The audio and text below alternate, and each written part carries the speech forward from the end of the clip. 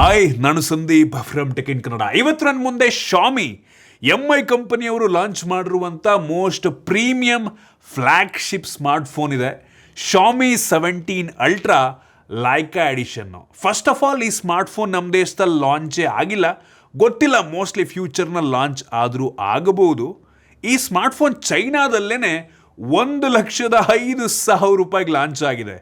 ಚೈನಾದಲ್ಲೇ 1,05,000 ರೂಪಾಯಿ ಆಗಿದೆ ಅಂದರೆ ನಮ್ಮ ದೇಶದಲ್ಲಿ ಎಷ್ಟಕ್ಕೆ ಆಗ್ಬೋದು ನೀವೇ ಯೋಚನೆ ಮಾಡ್ಕೊಳ್ಳಿ. ನಾನಿವತ್ತು ಈ ಸ್ಮಾರ್ಟ್ಫೋನ್ನ ಅನ್ಬಾಕ್ಸ್ ಮಾಡ್ತೀನಿ, ಯೂಸ್ ಮಾಡಿ ನನ್ನ ಎಕ್ಸ್ಪೀರಿಯನ್ಸ್ ನಿಮ್ಮ ಹತ್ರ ಶೇರ್ ಮಾಡ್ತೀನಿ. ಏನು ಚೆನ್ನಾಗಿದೆ, ಏನು ಚೆನ್ನಾಗಿಲ್ಲ, ಕಂಪ್ಲೀಟ್ ಮಾಹಿತಿಯನ್ನು ತಿಳಿಸ್ಕೊಡ್ತೀನಿ. ಅದಕ್ಕಿಂತ ಮುಂಚೆ ನೀವಿನ್ನೂ ನಮ್ಮ tech in Kannada YouTube channel subscribe ಮಾಡ್ಕೊಂಡಿಲ್ಲ ಅಂದರೆ ಈಗಲೇ ಸಬ್ಸ್ಕ್ರೈಬ್ ಮಾಡ್ಕೊಳ್ಳಿ ಮತ್ತು ಬೆಲ್ ಐಕಾನ್ ಕೂಡ ಕ್ಲಿಕ್ ಮಾಡ್ಬೋದು. ಬನ್ನಿ ಡೈರೆಕ್ಟಾಗಿ ಸ್ಮಾರ್ಟ್ಫೋನನ್ನು ಅನ್ಬಾಕ್ಸ್ ಮಾಡೋಣ. ತುಂಬ ಯುನೀಕ್ ಆಗಿರುವಂಥ ಬಾಕ್ಸು. ಈ ಬಾಕ್ಸ್ ಮೇಲೆ MIದು ಲೋಗೋ ಮತ್ತು ಲೈಕಾ ಅವ್ರದ್ದು ಲೋಗೋ ಸಹ ಇದೆ. ಲೈಕಾ ಒಂದು ಮೋಸ್ಟ್ ಪ್ರೀಮಿಯಂ ಕ್ಯಾಮ್ರಾನ ಮ್ಯಾನುಫ್ಯಾಕ್ಚರ್ ಮಾಡುವಂಥ ಕಂಪ್ನಿ. ತುಂಬ ಪಾಪ್ಯುಲರ್, ತುಂಬ ಎಕ್ಸ್ಪೆನ್ಸಿವ್ ಕ್ಯಾಮ್ರಾ ಇರುತ್ತೆ ಅವ್ರದ್ದು.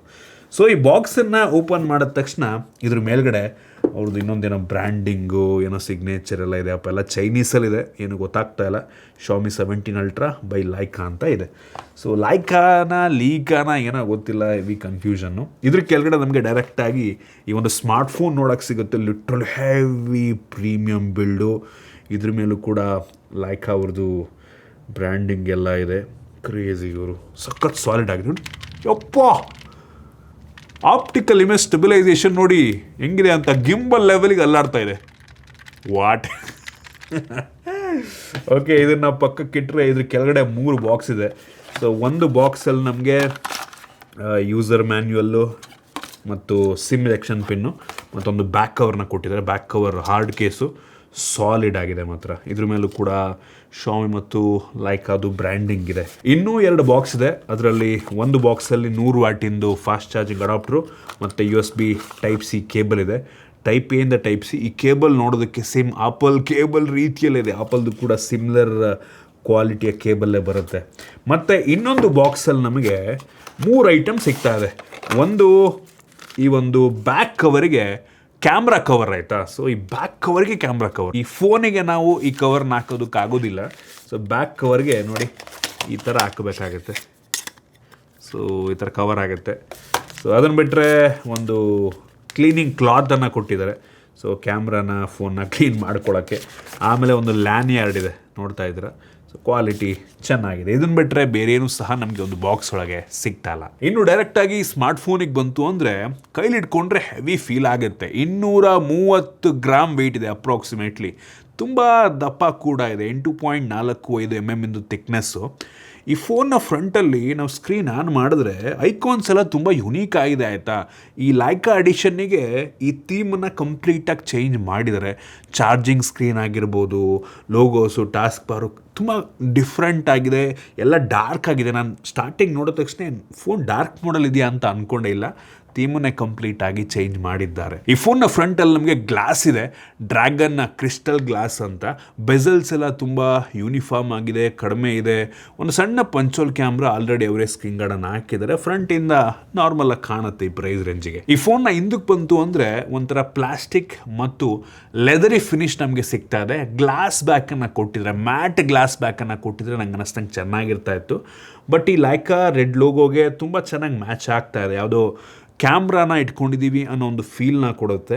ಹಿಂದ್ಗಡೆ ತುಂಬ ದೊಡ್ಡ ಬಂಪು, triple camera setup, single LED flash, ಜೊತೆಗೆ ಈ ಕ್ಯಾಮ್ರಾ ರಿಂಗ್ ಇದೆ ಅಲ್ವ, ಇದೊಂದು ರೀತಿ ಝೂಮ್ ರಿಂಗ್ ರೀತಿ ಕೆಲಸವನ್ನು ಮಾಡುತ್ತೆ. ನಮ್ಮದು DSLR ಕ್ಯಾಮ್ರಾಗಳಲ್ಲಿ ಲೆನ್ಸಲ್ಲಿ ನಾವು ಹೆಂಗೆ ಝೂಮ್ ಮಾಡ್ತೀವಲ್ವ, ಆ ರೀತಿ ನಾವು ಈ ಝೂಮನ್ನು ಮಾಡ್ಬೋದು. ಕನ್ಫ್ಯೂಸ್ ಆಗಬೇಡಿ, ಆಯಿತಾ.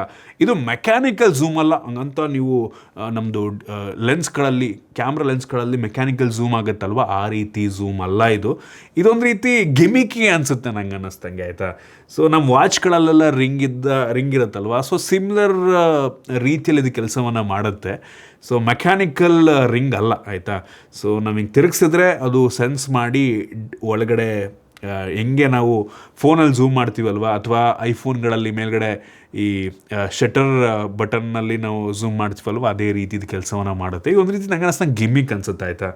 ಸೊ ಈ ಫೋನಲ್ಲಿ ನಮಗೆ ಅಲ್ಯೂಮಿನಿಯಂ ಫ್ರೇಮ್ ಸಿಗ್ತಾ ಇದೆ. ಫ್ರೇಮ್ ಒಂದು ರೀತಿ ಯುನೀಕ್ ಆಗಿದೆ, ಆಯಿತಾ. ಇದಕ್ಕೂ ಕೂಡ ಒಂದು ರೀತಿ ಗ್ರೂಸ್ಗಳನ್ನು ಮಾಡಿದ್ದಾರೆ. ಕೈಗೆ ಗ್ರಿಪ್ಪು ಆ್ಯಕ್ಚುಲಿ ತುಂಬ ಚೆನ್ನಾಗಿ ಕೂತ್ಕೊಳ್ಳುತ್ತೆ. ನಮಗೆ ಈ ಫೋನಲ್ಲಿ USB Type-C ಪೋರ್ಟ್ ಇದೆ, ಯಾವುದೇ ಹೆಡ್ಫೋನ್ ಜಾಕ್ ಇಲ್ಲ ಮತ್ತು ಡೆಡಿಕೇಟೆಡ್ SD ಕಾರ್ಡ್ ಸ್ಲಾಟ್ ಕೂಡ ಇಲ್ಲ. ಮತ್ತು ಫ್ರೇಮ್ ಮೇಲೆ ಲೈಕಾ ಕ್ಯಾಮ್ರಾ ಜರ್ಮನಿ ಅಂತ ಒಂದು ಎಂಗ್ರೇವನ್ನು ಮಾಡಿದ್ದಾರೆ. ಇನ್ನೊಂದು ಸೈಡು ನಮಗೆ ಈ ವಾಲ್ಯೂಮ್ ಅಪ್ ಡೌನ್ ಬಟನ್ ಮತ್ತು ಪವರ್ ಬಟನ್ ಇದೆ. ಇದು ನೋಡಿದ್ರೆ ನನಗೆ ಹಳೆಯ ಐಫೋನ್ ನೆನಪಾಗ್ತಾ ಇದೆ. ಸೊ ಹಳೆಯ ಐಫೋನಲ್ಲೂ ಕೂಡ iPhone 5 ಅನ್ಕೋತೀನಿ, ಅದರಲ್ಲೂ ಕೂಡ ಸಿಮಿಲರ್ ರೀತಿಯ volume up down button, circular buttons ಇದೇ ರೀತಿ ಇರ್ತಿತ್ತು. ಸೊ ಇದರಲ್ಲೂ ಕೂಡ ಹಾಗೇ ಇದೆ, ಚೆನ್ನಾಗಿದೆ. ಈ ಫೋನಲ್ಲಿ IP68 ಮತ್ತು IP69 ಡಸ್ಟ್ ಮತ್ತು ವಾಟರ್ ರೆಸಿಸ್ಟೆಂಟ್ ರೇಟಿಂಗ್ ಸಹ ಇದೆ. ಮತ್ತು ಸದ್ಯಕ್ಕೆ 2 ಕಲರಲ್ಲಿ ಲಾಂಚ್ ಆಗ್ತಾ ಇದೆ, ಒಂದು ಆಫ್ ವೈಟು ಮತ್ತು ಇನ್ನೊಂದು ಈ ಪರ್ಟಿಕ್ಯುಲರ್ ಬ್ಲ್ಯಾಕ್ ಕಲರು. ಸೊ ನೋಡ್ರಪ್ಪ, ಪರ್ಚೇಸ್ ಮಾಡೋರು. ನನಗೇನೋ ಪ್ರಿಫರಬಲಿ ಈ ಬ್ಲ್ಯಾಕೇ ಒಂದು ಸ್ವಲ್ಪ ಚೆನ್ನಾಗಿದೆ ಅನ್ನಿಸ್ತು. ಓವರಾಲ್ ಡಿಸೈನ್ ಮತ್ತು ಬಿಲ್ಡ್ ಕ್ವಾಲಿಟಿ ಚೆನ್ನಾಗಿದೆ, ಸಾಲಿಡ್ ಆಗಿದೆ, ಹೆವಿ ಪ್ರೀಮಿಯಮ್ ಆಗಿದೆ. ನೋಡೋದಕ್ಕೆ ಆಸ್ಥೆಟಿಕ್ ಒಂಥರ ಸಕ್ಕತ್ತಾಗಿ ಕಾಣುತ್ತೆ. ಯೂಶ್ವಲಿ ಲೈಕಾ ಕ್ಯಾಮ್ರಾಗಳು ಹಂಗೇನೆ ಆಯಿತು, ಸಕ್ಕತ್ತಾಗೇನೋ ಯುನೀಕ್ ಆಗಿರುತ್ತೆ. ಸೊ ಇದು ಕೂಡ ನೋಡೋಕ್ಕೆ ಒಂಥರ ಚೆನ್ನಾಗಿ ಕಾಣಿಸುತ್ತೆ ನನಗೆ. ಈ ಪೆರಿಸ್ಕೋಪಿಕ್ ಲೆನ್ಸ್ ಲಿಟ್ರಲಿ ಎಷ್ಟು ದೊಡ್ಡದಾಗಿದೆ ಅಂದರೆ ನೋಡ್ಬಿಟ್ರೆ ಯಾವುದೋ ನಾರ್ಮಲ್ ಈ ಡಿಜಿಟಲ್ ಕ್ಯಾಮ್ರಾಗಳು ಬರ್ತಿತ್ತಲ್ವ ಆ ಥರ ಆ ಲೆವೆಲ್ ದೊಡ್ಡದಾಗಿ ಕಾಣುತ್ತೆ. ಇಷ್ಟ ಆಯಿತು ಡಿಸೈನ್, ಬಿಲ್ಡ್ ಕ್ವಾಲಿಟಿ. ಇನ್ನು ಡಿಸ್ಪ್ಲೇಗೆ ಬಂತು ಅಂದರೆ 6.9 ಇಂಚಿಂದು 1.5K ರೆಸೊಲ್ಯೂಷನ್ನಿಂದು LTPO ಅಮೋಲೆಡ್ ಡಿಸ್ಪ್ಲೇ. ಸಕ್ಕತ್ತಾಗಿದೆ ಡಿಸ್ಪ್ಲೇ. 120 ಹರ್ಟ್ಸಿಂದು adaptive refresh rate, touch sampling rate ಕೂಡ ತುಂಬ ಜಾಸ್ತಿ ಇದೆ. ಪೀಕ್ ಬ್ರೈಟ್ನೆಸ್ ಕೂಡ 3500 ನಿಟ್ಸ್ ತನಕ ಇದೆ. HDR10+ ಸಪೋರ್ಟ್ ಮಾಡುತ್ತೆ. ವಿವಿಡ್ ಆಗಿದೆ, ಡಾಲ್ಬಿ ವಿಷನ್ ಕೂಡ ಇದೆ. ಕೈ ಒದ್ದಾಗಿದ್ರೂ ಈ ಡಿಸ್ಪ್ಲೇನ ಯೂಸ್ ಮಾಡ್ಬೋದು. ಸೊ ಡಿಸ್ಪ್ಲೇ ಯಾವುದೇ ಕಾಂಪ್ರಮೈಸ್ ಆಗಿಲ್ಲ. ಈ ಡಿಸ್ಪ್ಲೇಗೆ ಅವರು ಸೂಪರ್ ಸನ್ಲೈಟ್ ಡಿಸ್ಪ್ಲೇ ಅಂತಾರೆ, ಏನೇನೋ ವಿಚಿತ್ರ ಹೆಸರೆಲ್ಲ ಇಡ್ತಾರೆ ಗುರು. ಸೊ ಒಟ್ಟಿನಲ್ಲಿ ಡಿಸ್ಪ್ಲೇ ಚೆನ್ನಾಗಿದೆ, ತಲೆ ಕೆಡಿಸ್ಕೊಳ್ಳಂಗಿಲ್ಲ. ಇನ್ನು ಸ್ಟೋರೇಜ್ ವೇರಿಯಂಟಿಗೆ ಬಂತು ಅಂದರೆ ಸದ್ಯಕ್ಕೆ ಈ ಸ್ಮಾರ್ಟ್ಫೋನು 2 ವೇರಿಯಂಟಲ್ಲಿ ಲಾಂಚ್ ಆಗ್ತಾ ಇದೆ. ಮತ್ತು ಇದರಲ್ಲಿ LPDDR5X ರ್ಯಾಮ್ ಇದೆ ಮತ್ತು UFS 4.1 ಸ್ಟೋರೇಜ್ ಇದೆ. ಯಾವುದೇ ಕಾಂಪ್ರಮೈಸ್ ರ್ಯಾಮು ಸ್ಟೋರೇಜಲ್ಲಿ ಆಗಿಲ್ಲ. ಇನ್ನು ಪರ್ಫಾರ್ಮೆನ್ಸಿಗೆ ಬಂತು ಅಂದರೆ ಹೆವಿ ಪವರ್ಫುಲ್ ಆಗಿರುವಂಥ ಸ್ನ್ಯಾಪ್ಡ್ರ್ಯಾಗನ್ 8 Elite Gen 5 ಪ್ರೊಸೆಸರ್ ಇದೆ. Most powerful Snapdragon processor. ನಾವು ಈ ಫೋನಲ್ಲಿ ಅಂತದ್ದು ಬೆಂಚ್ ಮಾರ್ಕನ್ನು ಚೆಕ್ ಮಾಡೋಕ್ಕೆ ಟ್ರೈ ಮಾಡಿದ್ವು, ಯಾಕೋ ಸ್ಕೋರನ್ನು ತೋರಿಸ್ತಾರೆ, ನೆಟ್ವರ್ಕೇ ತಗೋತಾ ಇಲ್ಲ ಅದು ಆ ಒಂದು ಅಪ್ಲಿಕೇಶನ್ನು. ಸೊ ನಾರ್ಮಲಿ ಈ ಒಂದು ಪ್ರೊಸೆಸರು 32-33 ಲಕ್ಷ ತನಕನೂ ಕೂಡ ರೇಟಿಂಗನ್ನು ಕೊಡುತ್ತೆ. ಸೊ ಹೆವಿ ಪವರ್ಫುಲ್ ಆಗಿರುವಂಥ ಪ್ರೊಸೆಸರ್, ಪರ್ಫಾರ್ಮೆನ್ಸ್ ಯಾವುದೇ ಕಾಂಪ್ರಮೈಸ್ ಆಗಿಲ್ಲ. ನಾವು ಈ ಬೆಂಚ್ ಮಾರ್ಕ್ ಮಾಡೋ ಟೈಮಲ್ಲಿ ಆ್ಯಕ್ಚುಲಿ ಟೆಂಪ್ರೇಚರ್ ಎಲ್ಲ ಚೆಕ್ ಮಾಡಿದ್ವು, 50 ಡಿಗ್ರಿ ಸೆಲ್ಸಿಯಸ್ ತನಕ ಹೋಯ್ತು. ಅಂಥದ್ದು ಚೆಕ್ ಆಗುತ್ತೆ, ಬಟ್ ಕೊನೆಗೆ ಸ್ಕೋರನ್ನು ತೋರಿಸಲ್ಲ, ಅದೇ ಪ್ರಾಬ್ಲಮ್ಮು. ಗೀಕ್ಬೆಂಚ್ ಸ್ಕೋರ್ನ ಕೂಡ ನಾನು ನಿಮಗೆ ತೋರಿಸ್ತಾ ಇದ್ದೀನಿ. ಸೊ ಒಟ್ಟಿನಲ್ಲಿ ಪರ್ಫಾರ್ಮೆನ್ಸ್ ಟಾಪ್ ನಾಚ್ ಇದೆ. ಗೇಮಿಂಗ್ ಟೆಸ್ಟ್ ನಾವು ಮಾಡಿದ್ವು. ಸೊ ಇದು ಚೈನೀಸ್ ಫೋನ್ ಆಗಿರೋದ್ರಿಂದ BGMI ಆಪ್ಟಿಮೈಸ್ ಆಗಿರೋದಿಲ್ಲ. ಏನಕ್ಕೆ ಅಂದರೆ ಚೈನಾದಲ್ಲಿ BGMI ಇಲ್ಲ, PUBG ಆಪ್ಟಿಮೈಸ್ ಆಗಿರುತ್ತೆ, ಆಯಿತಾ. ಸೊ ಈ BGMIನಲ್ಲಿ ಸ್ಮೂತಲ್ಲಿ ಎಕ್ಸ್ಟ್ರೀಮ್ ಪ್ಲಸ್ ಅಂದರೆ 90 FPS ಸಪೋರ್ಟ್ ಆಯಿತು. ಸೊ ಇದರಲ್ಲಿ ತುಂಬ ಸ್ಮೂತ್ ಗೇಮ್ ಪ್ಲೇ ನಮಗೆ ಸಿಕ್ತು. ಮ್ಯಾಕ್ಸಿಮಮ್ ಅಂತ ಅಂದರೆ ಅಲ್ಟ್ರಾ HDRನಲ್ಲಿ ಅಲ್ಟ್ರಾ ತನಕ ಹೋಗುತ್ತೆ. ಇದು ಕೂಡ ತುಂಬ ಸ್ಮೂತಾಗಿದೆ, ಬಟ್ ಆಪ್ಟಿಮೈಸ್ ಆಗಿದೆ ಅಂತ ಅನ್ನೋದಿಲ್ಲ, ಆಯಿತಾ.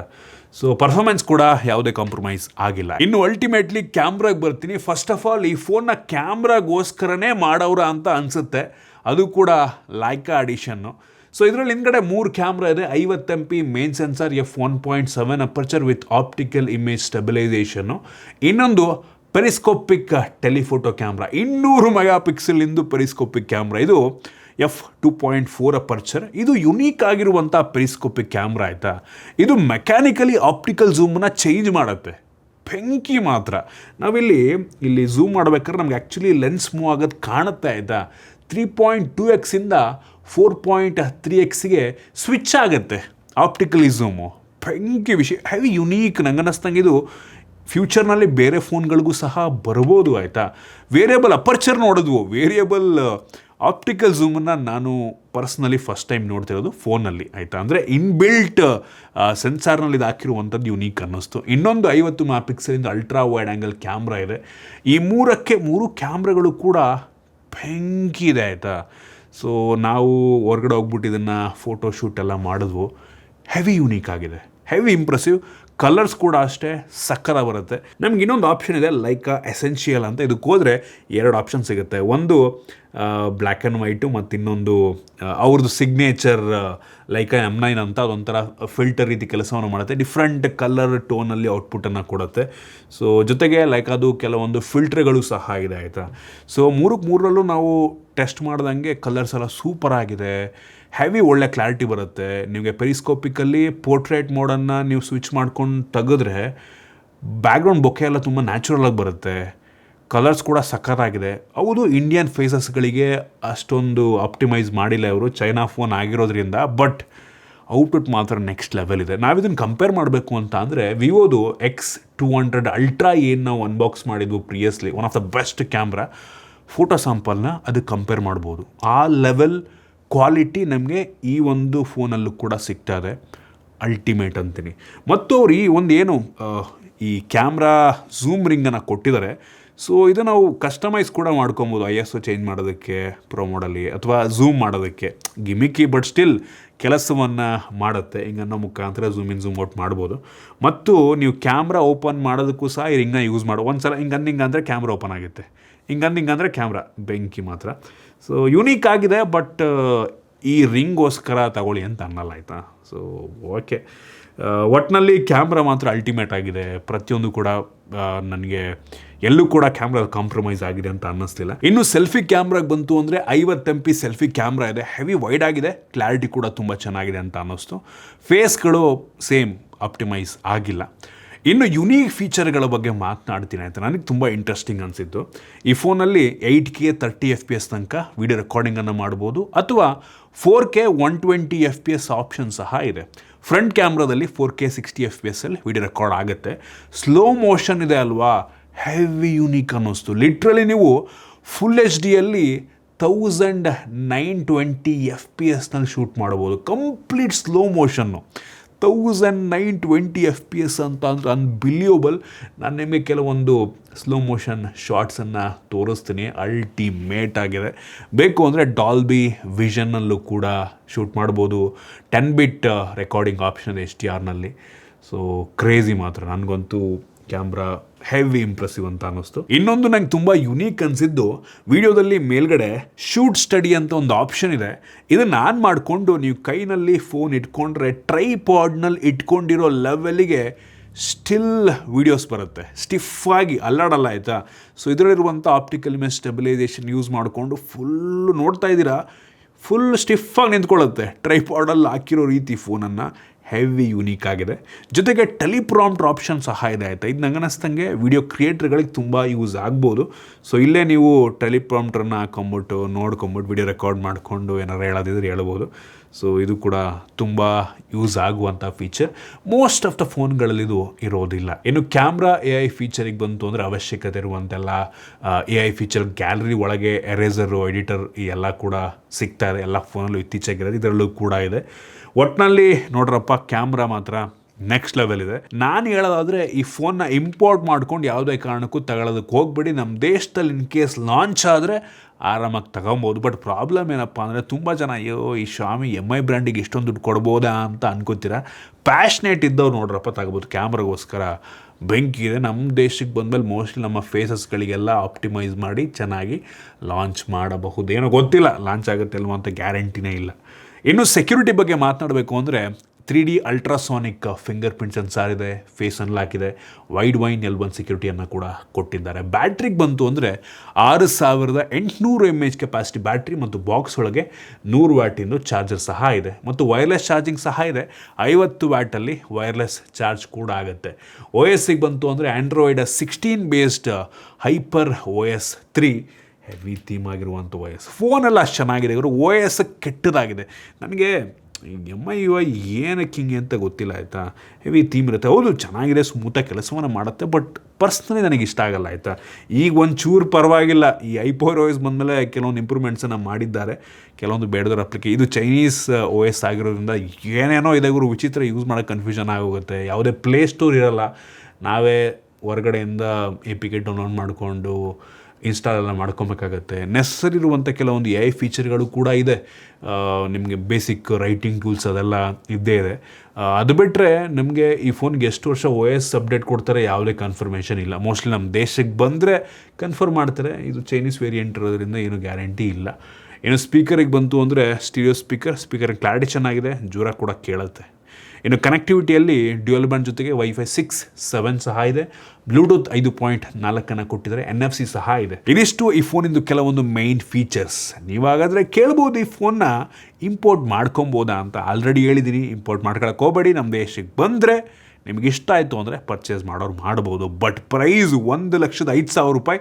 ಚೈನಾದಲ್ಲೇ ಇದೆ ಅಂದರೆ ನಮ್ಮ ದೇಶದಲ್ಲಿ 1,20,30,000 ಲಾಂಚ್ ಆಗೋದು ಗ್ಯಾರಂಟಿ. ಸೊ ಒಟ್ಟಲ್ಲಿ ಫೋನ್ ಅಂತೂ ನನಗೆ ತುಂಬ ಇಂಪ್ರೆಸ್ ಮಾಡಿತು. ಕ್ಯಾಮ್ರಾ ಅದರಲ್ಲೂ ನೆಕ್ಸ್ಟ್ ಲೆವೆಲ್ ಇದೆ ಅಂತ ಅನ್ನಿಸ್ತು. ಸೊ ಇಷ್ಟು ಈ ಫೋನ್ ಬಗ್ಗೆ. ನಿಮ್ಗಿದ್ರ ಬಗ್ಗೆ ಅನ್ನಿಸ್ತು ಕಾಮೆಂಟ್ ಮಾಡಿ. ಇಷ್ಟ ಆಗಿದ್ದರೆ ಲೈಕ್ ಮಾಡಿ, ಶೇರ್ ಮಾಡಿ. ಇದೇ ರೀತಿ ನಮ್ಮ ಬೇರೆ ಬೇರೆ ವೀಡಿಯೋಗಳಿಗೆ ನಮ್ಮ tech in Kannada YouTube channel subscribe ಮಾಡ್ಕೊಂಡಿಲ್ಲ ಅಂದರೆ ಈಗಲೇ ಸಬ್ಸ್ಕ್ರೈಬ್ ಮಾಡ್ಕೊಳ್ಳಿ ಮತ್ತು ಬೆಲ್ ಐಕಾನ್ ಕೂಡ ಕ್ಲಿಕ್ ಮಾಡ್ಬೋದು. ಸಿಗೋಣ ಮತ್ತೆ ಮುಂದಿನ ವೀಡಿಯೋದಲ್ಲಿ.